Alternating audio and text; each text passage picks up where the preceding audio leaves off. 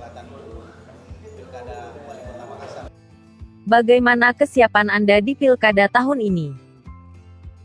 Ya, alhamdulillah sebagai orang politik, orang pemerintahan juga pernah merasakan, tentunya kita ingin untuk punya kesempatan lebih banyak untuk berbuat, sehingga kami sendiri secara pribadi karena merasa ada sedikit kemampuan, maka mesti saya pertanggungjawabkan di hadapan masyarakat dan di hadapan Allah Subhanahu wa Ta'ala untuk berusaha meminta amanah masyarakat itu untuk maju. Saya selalu berprinsip bahwa ketika kita diberikan kesempatan, apalagi sebuah potensi, maka potensi itu mesti dipertanggungjawabkan. Jadi kita tugas berusaha semaksimal mungkin. Nah, dalam proses Pilwali 2020 ini, alhamdulillah kami sudah mempersiapkan infrastruktur pemenangan, sehingga kami berharap ini direspon dengan baik oleh teman-teman dari partai politik untuk bisa menyiapkan kendaraannya. Dan alhamdulillah dari komunikasi kita juga sudah terbentuklah satu koalisi yang insya Allah bisa mengusung kami di Pilwali 2020. Apakah Anda sudah memiliki partai pengusung untuk Pilkada tahun ini? Alhamdulillah, saya tidak pernah menyebut langsung partainya, tapi beberapa sudah menyebutkan diri dan termasuk menyebut dukungan itu diantaranya adalah PDI Perjuangan, PKS, kemudian PKB dan insya Allah Hanura. Bagaimana menurut Anda dengan para pesaing Anda? Bagus, semakin mantap. Jadi masyarakat punya pilihan yang terbaik lah.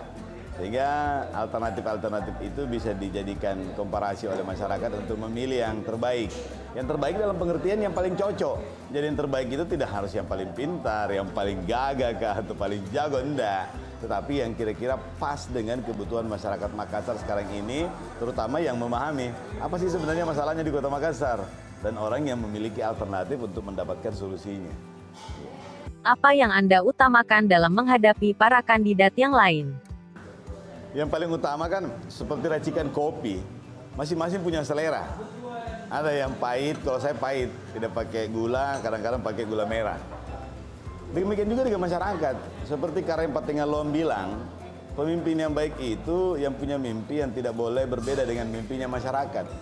Kadang-kadang seseorang, termasuk saya, kadang-kadang merasa bahwa wawasan kita yang ya anggaplah sudah lebih luas, itu yang paling cocok dengan masyarakat. Sebenarnya masyarakat juga membuat keinginan sendiri, kebutuhan sendiri yang mungkin saja berbeda dengan apa yang kita pahami. Oleh karena itu, pemimpin tidak boleh sama sekali ego untuk memastikan atau memaksakan sesuatu keinginan berdasarkan wawasannya saja. Tetapi yang paling penting itu adalah bagaimana kebijakan-kebijakan itu sesuai benar dengan apa yang dibutuhkan oleh masyarakat. Dan disitulah kearifan seorang pemimpin itu untuk menurunkan sedikit, kemudian bertemu di tengah, dan itulah yang diprogramkan menjadi sebuah program pemerintah. Sehingga masyarakat bisa diedukasi untuk juga melakukan percepatan-percepatan yang dikondisikan dengan kondisi aktual. Supaya tidak ada ya seperti cultural shock lah. Jadi percepatan-percepatan itulah yang menjadi tugas pemerintah yang paling utama. Supaya masyarakat juga bisa beradaptasi dengan perkembangan global, tetapi tidak boleh sama sekali terserabut dari karakter lokalnya. Nah, itu juga yang mendasari kenapa kita menggunakan tagline Sumberena Makassar.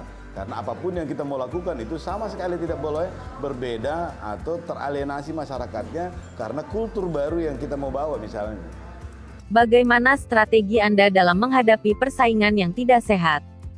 Kalau itu yang paling utama itu doa. Dari karena Allah Ta'ala yang hukum ki. Tetapi yang paling utama saya bilang adalah kita ini menawarkan diri kepada masyarakat dengan konsep yang kita anggap yang terbaik lah. Tentu dengan masukan racikan dari berbagai macam komponen terutama dari masyarakat itu.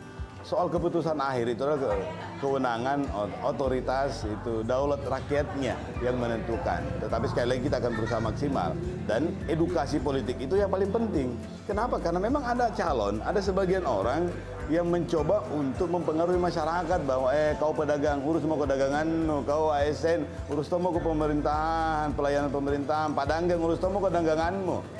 ASN, politik, berbagai macam profesi, mereka menginginkan supaya jangan mau terlibat di urusan politik. Biar di hari happy baru kau datang. Sekaligus juga tunggu-tunggu mau ke siapa mau bagi-bagi. Memang ada calon yang seperti itu. Kenapa? Karena mungkin dia menganggap bahwa hubungan politik itu hubungan jangka panjang, jangka pendek.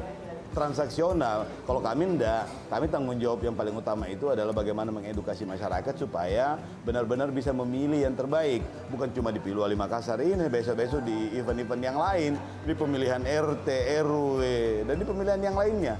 Supaya mereka punya ketahanan politik yang kuat. Jadi tidak gampang terpengaruh oleh godaan-godaan yang sifatnya pragmatis. Nah ini ya struktur masyarakat ini juga yang mesti diedukasi. Kalau kami menginginkan seperti itu supaya tidak instan masyarakat memilih hanya persoalan-persoalan politik praktis hanya karena kedekatan emosional yang tidak diiringi dengan kedekatan rasional. Kalau kami ingin dua-duanya ada kedekatan kulturalnya, emosionalnya juga ada, tetapi juga didasari oleh kesepahaman rasional sehingga memilih pemimpin itu pertanggungjawabannya itu panjang dan berat. Panjangnya itu karena juga dipertanggungjawabkan di hadapan Allah Subhanahu wa taala terhadap keluarga dan masyarakat. Sehingga semakin kuat ketahanan politik masyarakat, maka pasti mereka akan memilih yang terbaik. Dan kami harapkan ada menjadi alternatif utama dalam konteks itu. Ongkos politik bukanlah harga yang murah. Bagaimana Anda menyiasati hal ini? Kalau di Ngijal ini kan memang tidak ada mana, tapi yang paling banyak itu karena banyak teman. Nah teman-teman kami semua ini yang membantu, tentu dengan porsi masing-masing, tentu dengan kemampuan masing-masing. Jadi saya juga percaya bahwa semua orang yang merasa terlibat dalam proses politik itu, terutama di Makassar, pasti juga akan melibatkan diri, termasuk sumber daya yang mereka miliki.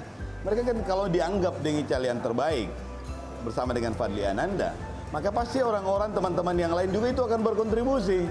Mungkin tidak dalam bentuk uang, tetapi dalam bentuk baliho, dalam bentuk mobilisasi, dalam bentuk menjaga dan memarking ini semua teman-teman binaannya mereka dan lain-lain. Sehingga saya menganggap bahwa persoalan politik itu memang sama sekali tidak murah.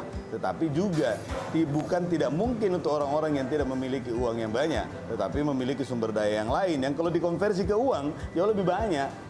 Saya percaya itu dan ini akan kita uji di 2020 ini. Kenapa Anda mengenakan jaket jeans dalam kampanye Anda di dalam poster?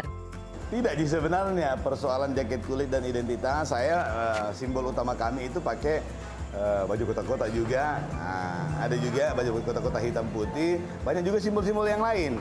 Itu sifatnya simbolik dan filosofinya itu memang di kotak-kotak hitam putih itu. Kalau kemudian ada simbol kami yang menggunakan jaket blue jeans itu karena memang salah satu tagline kami itu adalah dilantik. Dilan. Karena kita berharap itu bisa dilantik dan Dilan itu adalah akronim dari digital melayani. Jadi pesannya adalah kapan-kapan semua zaman sudah zaman digital dan orang mesti beradaptasi dengan kondisi yang berbasis IT tadi. Sehingga dari awal kita siapkan infrastrukturnya supaya masyarakat itu bisa bertransformasi, bisa mengikuti. Termasuk dalam konteks melayani pun juga tidak mesti semuanya face to face.